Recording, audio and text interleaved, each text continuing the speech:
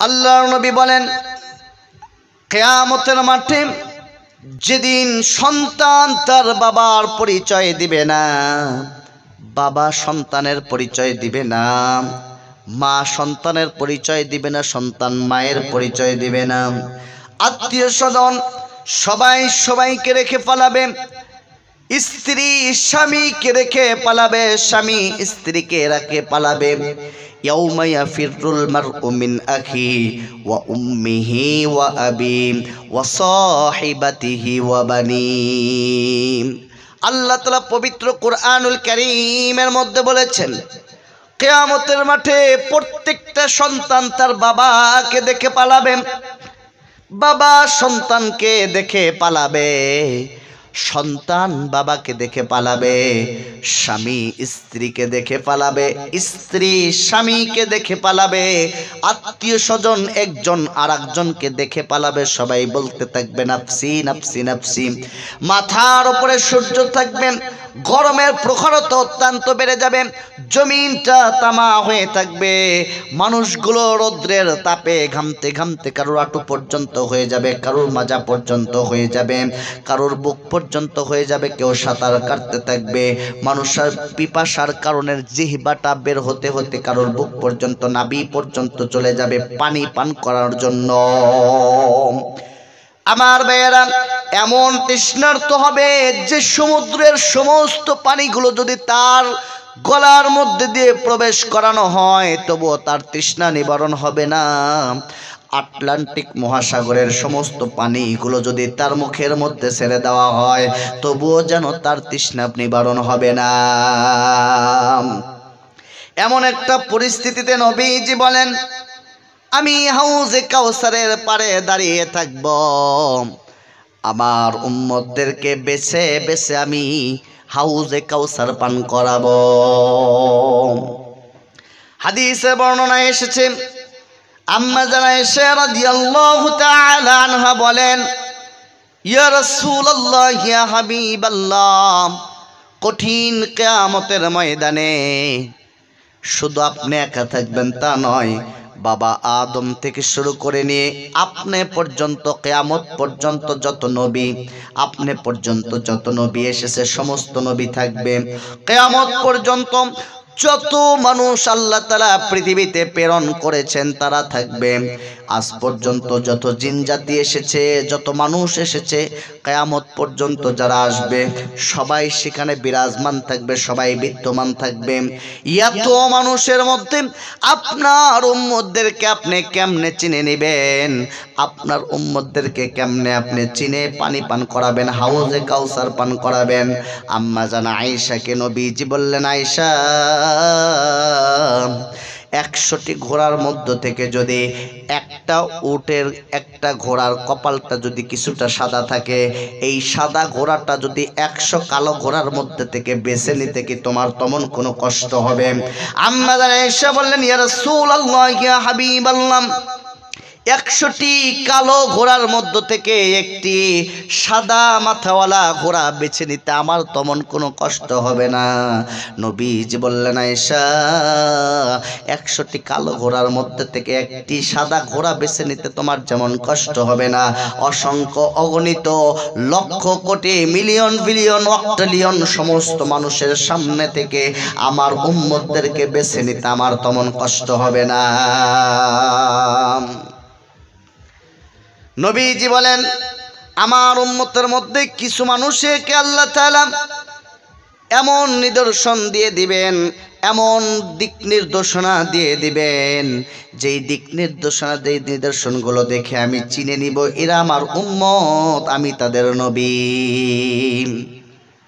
আমার ভাইয়েরা, আমার বন্ধুগণ, কোন বর্ণনায় রয়েছে রাসূলুল্লাহ সাল্লাল্লাহু আলাইহি ওয়াসাল্লাম থেকে বর্ণিত হয়ে এসেছে, যেই সমস্ত মানুষগুলো দুনিয়াতে নামাজ পড়ার জন্য ওযু করে, ওযু করার জন্য যেই সমস্ত অঙ্গ প্রত্যঙ্গগুলো ধৌত করে, এই অঙ্গ প্রত্যঙ্গগুলো কিয়ামতের ময়দানে উজ্জ্বল হয়ে যাবে, তাদের চমকাইতে থাকবে। জোরে বলুন সুবহানাল্লাহ। এই জন্য আবু হুরায়রা রাদিয়াল্লাহু তাআলা আনহুর জীবনেতে পাওয়া যায়, আবু হুরায়রা রাদিয়াল্লাহু তাআলা আনহু যেদিন থেকে শুনেছেন নবীজি বর্ণনা করেছেন যে অঙ্গ প্রত্যঙ্গগুলো ওযু করার সময় ধোয়া হয়, এই অঙ্গ প্রত্যঙ্গগুলো কিয়ামতের ময়দানে নূরের মতো চমকাইতে থাকবে। জোরে বলুন সুবহানাল্লাহ। এই জন্য আবু হুরায়রা রাদিয়াল্লাহু তাআলা আনহু যখনই ওযু করতেন তিনি বগল পর্যন্ত ওযু করতেন। তার মনের নিয়ত হলো যে কিয়ামতের ময়দানে যখন অঙ্গ প্রত্যঙ্গগুলো প্রজ্বলিত হতে থাকবে, যেই দিন অঙ্গ প্রত্যঙ্গগুলো চমকাইতে থাকবে, নূরের আলোতে চমকাইতে থাকবে, সেই দিন আমি আবু হুরায়রার যেন নূরের চমকটা বেশি হয়, চমকাইতে যেন বেশি অঙ্গটা দেখা যায়। এই জন্য আমি আবু হুরায়রা ওযু করার সময় বগল পর্যন্ত ধুয়ে থাকি। আমার ভাইয়েরা, আমার বন্ধুগণ, নবীজি বলেন আমার উম্মতের যেই সমস্ত অঙ্গ প্রত্যঙ্গগুলো ওযুর মধ্যে ধৌত করা হয়, এই অঙ্গ প্রত্যঙ্গগুলো কিয়ামতের ময়দানে উজ্জ্বলিত হতে থাকবে, এইগুলো চমকাইতে থাকবে। আমি আমার উম্মতদেরকে বেছে বেছে বেছে বেছে আমি হাউজে কাউসারগুলো পান করাবো। নবীজি বলেন কেমন করে হাউজে কাউসার পান করাবেন? নবীজি আবু দাউদ শরীফের হাদিসের বর্ণনা, নবীজি বলেন আমি হাউজে কাউসারের পাশে দাঁড়িয়ে থাকব। কোনো বর্ণনায় পাওয়া যায় আকাশে যতগুলো নক্ষত্র রয়েছে এতগুলো পেয়ালা নিয়ে আমি নবীজি হাউজে কাউসারের পাশে দাঁড়িয়ে থাকব, আর আমার উম্মতদের বেছে বেছে বেছে বেছে আমি হাউজে কাউসার পান করাবো। এই জন্য আল্লাহর পাক পবিত্র কোরআনুল কারীমে বললেন ইন্না আ'তাইনাকাল কাউসার, নবী গো আমি আপনাকে কাউসার দান করেছি। এই সেই কাউসার, যেই কাউসার নবীজি সমস্ত উম্মতদেরকে পান করাবে। তবে আবু দাউদ শরীফের একটি হাদিসের বর্ণনা শুনুন। নবীজি বর্ণনা দিয়েছেন, আবু হুরায়রা রাদিয়াল্লাহু তাআলা আনহু থেকে হাদিসটি বর্ণিত হয়েছে।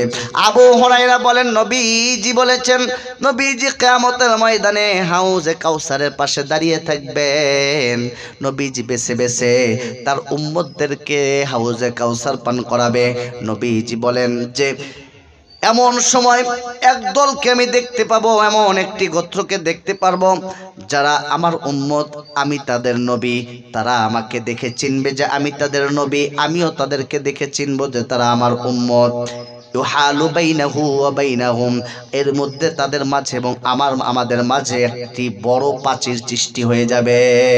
নবীজি বললেন হাউজে কাউসার পান করাইতে করাইতে এমন একটি গোত্র বা এমন একটি দলের সাথে আমার সাক্ষাৎ হবে যারা আমাকে চিনবে, আমিও তাদেরকে চিনব। তারা আমাকে চিনবে যে আমি শেষ নবী, আমি তাদেরকে চিনব যে তারা আমার উম্মত।